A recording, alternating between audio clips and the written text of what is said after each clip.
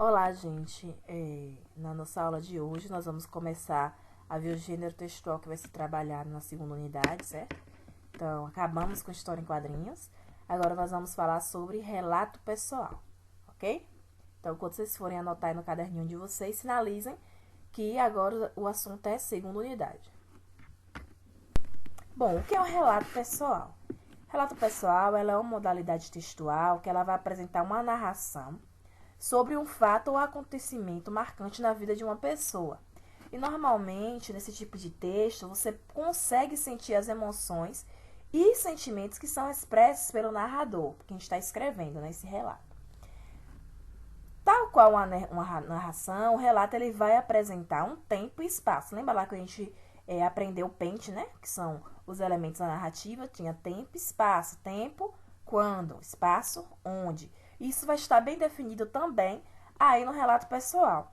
Além disso, ele também pode ter um tom descritivo, porque ele vai fazer o quê? Ele vai descrever o local, vai descrever personagens, objetos.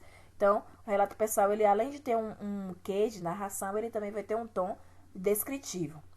E de acordo com a intimidade que existe entre os interlocutores, que no caso é o emissor e o receptor, que é quem escreve e quem recebe esse relato, a linguagem ela pode ser tanto formal como informal, vai depender de para quem você está escrevendo esse relato, certo? E ele também vai possuir uma função de comunicar, né? Porque ele vai ter uma construção de subjetividades que pode ter, a modalidade pode ser tanto escrita como oral. Então, seu relato pessoal ele pode ser escrito ou pode ser falado, pode ser oral, certo? E os relatos pessoais ele podem ser divulgados nos meios de comunicação também, como por exemplo jornal, revista, livro, internet, redes sociais, dentre outros exemplos. Bom, qual é a diferença entre o relato pessoal e o relato oral? O relato oral ou escrito, na verdade, né? Os dois são relatos pessoais. Ainda que sejam textos e possuam a mesma função comunicativa, né, que é relatar um episódio relevante da vida do protagonista, que no caso é o narrador, quem está escrevendo, a diferença entre as duas modalidades vai ser a linguagem empregada em cada uma delas. No relato oral, nós vamos notar que é uma presença de oralidade, uma linguagem mais descontraída. Já no relato escrito, não, vai ser uma linguagem mais formal, utilizando as normas da língua, como a concordância, a pontuação, ortografia e muitas outras. E é possível também que no relato oral ele possa ser transformado em um escrito. Você pode tranquilamente pegar um relato pessoal de uma pessoa oral e escrever ela, simplesmente transcrevendo o que ela está dizendo. Agora, quando é feito isso, é necessário você organizar o texto, incluir pontuação, incluir concordância. Em alguns casos, pode até substituir algumas expressões populares, que são as gírias, né? Para não colocar gírias no texto de vocês, vocês podem substituir, certo? Essas expressões. Quais são as características de um relato pessoal? Primeiro, ele é narrado em primeira pessoa. Como a gente viu, é um relato que se passou com o narrador, a pessoa que está escrevendo. Então, ele vai escrever em primeira pessoa, porque ele está presente no relato, na história. Outra característica é que os verbos, eles normalmente vão vir no presente e em grande parte no passado. Por quê? Porque se é um relato que está sendo contado, é um relato que já aconteceu. Então, os verbos, eles vão estar no passado. Pode existir no presente também? Pode. Mas a maioria deles vai estar no passado. Ele vai ter um caráter subjetivo e experiências pessoais, que a gente já falou sobre isso, e a presença de um emissor-receptor. Emissor, quem está escrevendo, quem faz o relato, tanto ele oral como escrito. Receptor é quem ouve ou quem lê esse relato. Bom, estrutura. Como é que deve ser feito um relato pessoal? Então, ainda que não exista uma estrutura fixa para produzir um relato pessoal, é essencial estarmos atentos a alguns exemplos. Algumas perguntas que devem ser feitas e que nesse relato ela deve ser respondida. Quem? O narrador que produz o relato, obviamente. O que? O fato que está sendo narrado. Quando? O tempo. Onde? O local onde ocorreu o espaço. Como? Ou seja, de que maneira esse fato aconteceu e por quê? Qual foi a causa disso? Então, aí vocês vão seguir essa estrutura. Primeiro, título.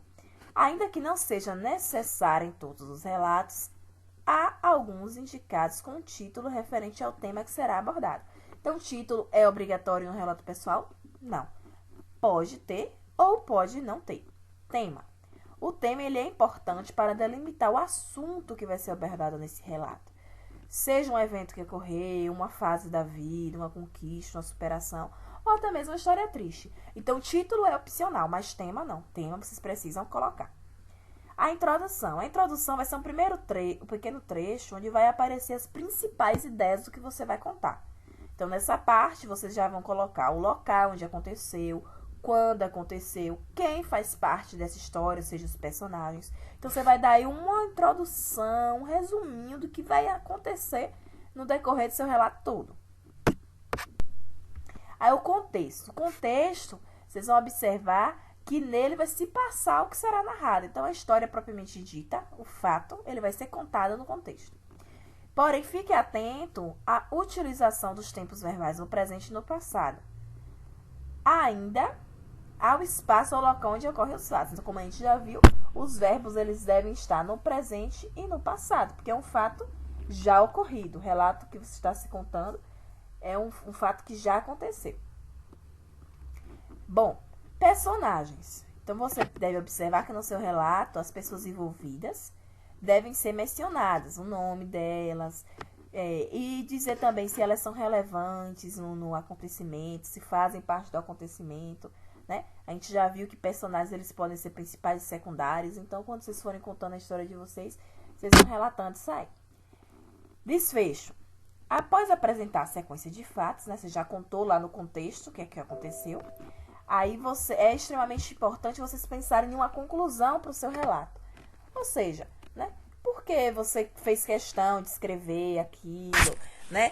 Tem o problema ou a situação que foi apresentada, como ela é relevante para você ou pode ser relevante para outras pessoas. Então, no desfecho, vocês devem estar abordando isso aí, ok? Aí, vamos lá. Eu trouxe para vocês um relato pessoal, certo? O tema dele é Como Comecei a Escrever. É de Carlos Drummond de Andrade. Vocês vão ler esse relato pessoal e eu trouxe uma atividade com relação a ele. Mas leiam com bastante atenção, porque mais tarde será cobrado de vocês que vocês também façam um relato pessoal. Então, para vocês saberem fazer, é bom que vocês já tenham uma boa ideia de como acontece. Então, leiam aí com bastante atenção esse relato de Carlos Drummond e depois tem uma atividadezinha para vocês responderem.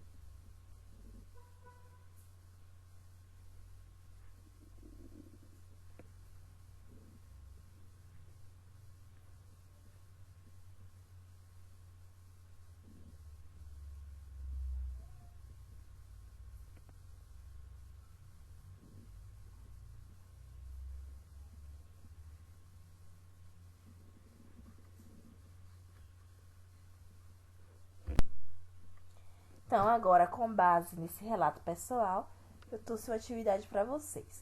A primeira pergunta diz assim: qual é o objetivo do relato pessoal? Então, pela explicação que eu já dei para vocês lá, qual a intenção? O que é que um relato pessoal faz?